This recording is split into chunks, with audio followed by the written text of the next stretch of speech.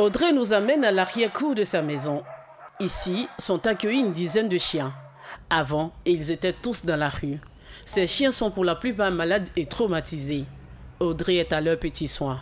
Si on ne les avait pas récupérées, elles auraient grandi dans la rue, elles seraient certainement peut-être tuées par une voiture, puis maltraitées, tabassées, mourir de faim.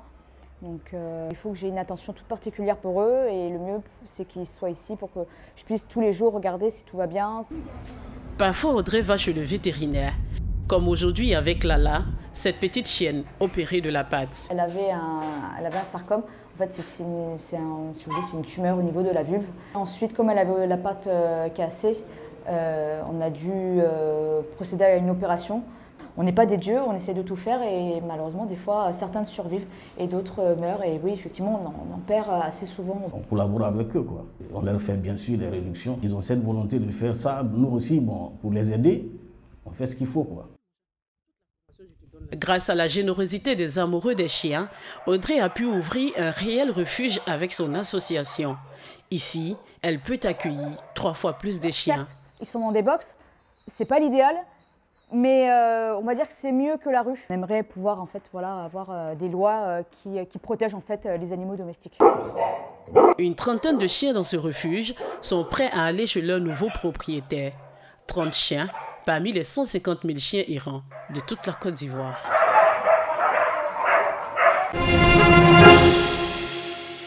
Victimes de persécutions et de superstitions du fait de leur couleur de peau, les albinos vivent un véritable calvaire en Afrique.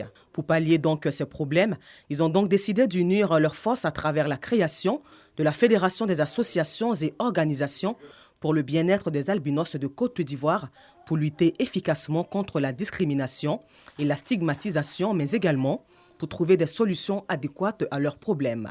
L'objectif principal de notre lutte, c'est juste l'insertion socio-professionnelle de ces personnes en situation vraiment vulnérable.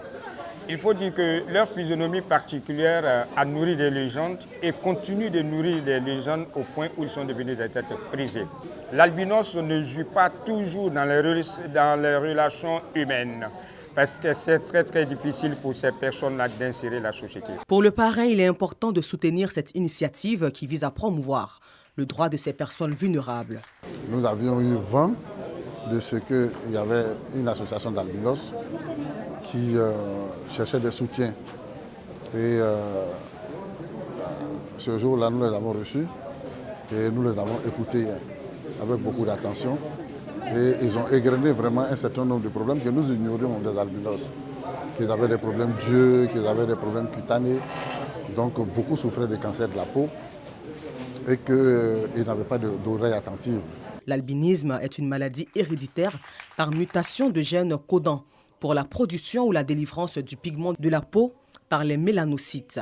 La Côte d'Ivoire compte, selon la Banque mondiale et l'Organisation mondiale de la santé OMS, environ 35 000 personnes vivant avec l'albinisme. Elles ont décidé de fédérer leurs forces pour venir en aide aux femmes de Béou, tribu du département de Bangolo, dans l'ouest du pays.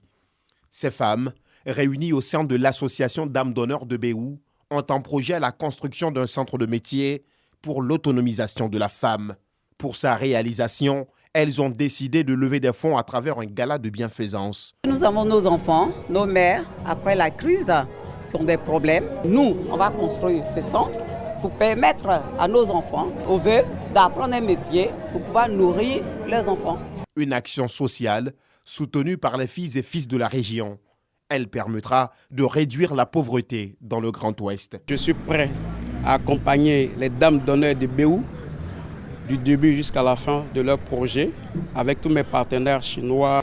Il est tout à fait naturel que j'accompagne ces dames-là qui ont décidé d'apporter un plus à leurs sœurs qui, depuis la crise, souffrent. Je pense qu'il est très important la création d'un centre de formation.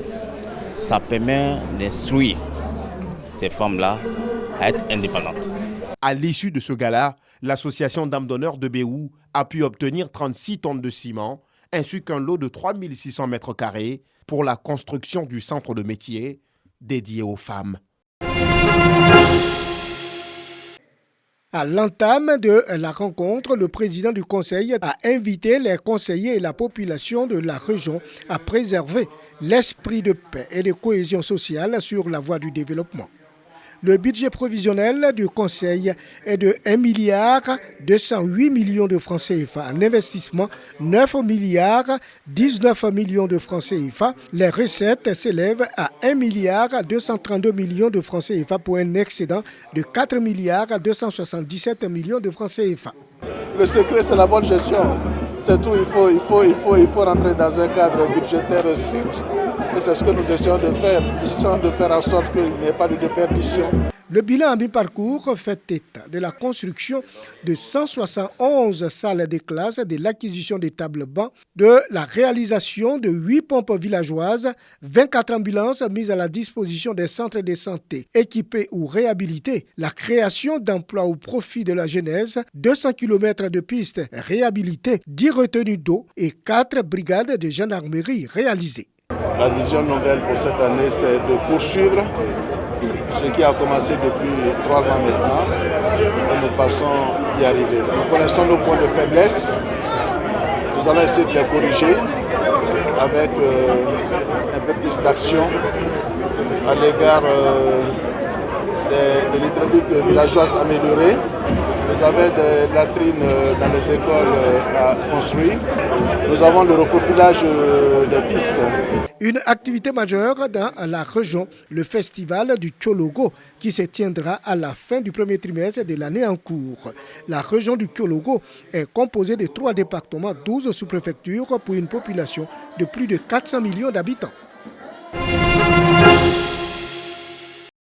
Ils sont au nombre de 4, tous des adjudants-chefs qui font valoir les droits à la retraite après plus d'une trentaine d'années de valeureux et loyaux services rendus à la gendarmerie nationale.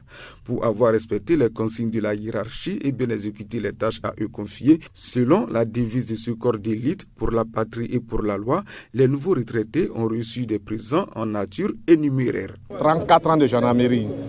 Je suis honoré, je suis heureux, puisque après 34 ans de stress et de tout ce qu'on connaît pour le travail que nous fournissons, il n'y a que les sentiments de joie qui m'animent, d'aller m'occuper une bonne fois de ma famille, de mes enfants, de mes amis. Comme conseil, je dis à nos jeunes qui sont encore là de respecter leur hiérarchie.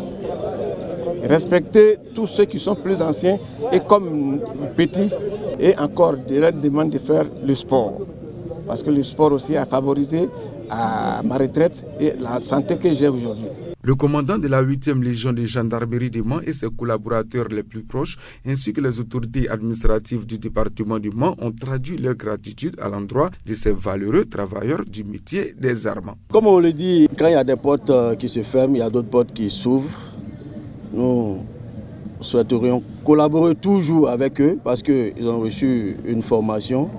Ils restent toujours gendarmes dans l'âme, dans le sang, dans le corps. Donc nous aurons toujours besoin d'eux. Voilà, nous aurons toujours besoin d'eux. Et nous souhaiterons les voir épanouis dans leur vie de retraité. Un repas de corps auquel étaient conviés de façon exceptionnelle les civils a clôturé cette cérémonie de célébration du mérite.